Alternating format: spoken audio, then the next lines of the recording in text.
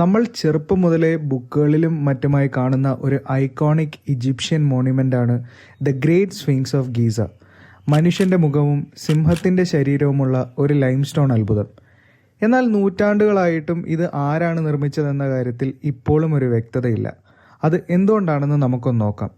മിക്ക ഹിസ്റ്റോറിയൻസും പറയുന്നത് ഈ മോണ്യുമെൻറ്റ് 2575 BCEക്കും 2465 BCEക്കുമുള്ളിൽ ഖാഫ്രെ ഫറോയുടെ അധികാരകാലത്ത് നിർമ്മിച്ചു എന്നാണ്.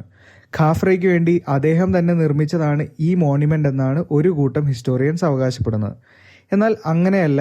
സ്ഫിങ്സ് ഖാഫ്രയുടെ മൂത്ത സഹോദരൻ ജജഫ്രെ അവരുടെ അച്ഛന് വേണ്ടി നിർമ്മിച്ചതാണെന്ന് പറയുന്നവരുണ്ട്. ഒരു സിംഗിൾ ലൈംസ്റ്റോണിൽ നിന്നാണ് ഈ ലോകാത്ഭുതം നിർമ്മിച്ചെടുത്തിരിക്കുന്നത്. ദ ഗ്രേറ്റ് സ്ഫിങ്സ് ഓഫ് ഗീസയെ ചുറ്റിപ്പറ്റിയുള്ള കുറച്ച് മിസ്റ്ററീസ് എന്താണെന്ന് നമുക്ക് നോക്കാം. സ്ഫിങ്സിൻ്റെ മിസ്സിംഗ് നോസ് നെപ്പോളിയൻ ഈജിപ്തിൽ വന്നപ്പോൾ നശിപ്പിച്ചതാണെന്ന് ചില തിയറീസ് പറയുന്നുണ്ട്. ഈ മോണ്യുമെൻറ്റ് ശ്രദ്ധിച്ചു നോക്കിയാൽ ഇതിൻ്റെ സ്ട്രക്ചേഴ്സ് ദ്രവിക്കുന്നതായി കാണാൻ സാധിക്കും. ഇത് മാത്രമല്ല, ആർക്കിയോളജിസ്റ്റ് വാട്ടർ ഇറോഷൻ്റെ സയൻസും കണ്ടെത്തിയിരുന്നു. വാട്ടർ ഇറോഷൻ തുടർച്ചയായി മഴ പെയ്യുമ്പോഴാണ് സംഭവിക്കുന്നത്.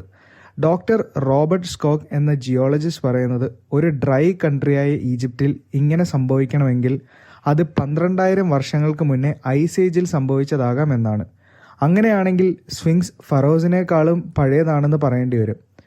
ഫറോസിന് മുൻപേ ഈജിപ്തിൽ വന്ന ഒരു അഡ്വാൻസ് സിവിലൈസേഷൻ അവിടെ ഭരിക്കാൻ പോകുന്ന ഫ്യൂച്ചർ സിവിലൈസേഷനെ പ്രെഡിക്റ്റ് ചെയ്ത് അത് സിംബോളിക്കലി സ്ഫിങ്സിലൂടെ റെപ്രസെൻറ്റ് ചെയ്തതാകാം എന്നും ചില ഹിസ്റ്റോറിയൻസ് അവകാശപ്പെടുന്നുണ്ട്.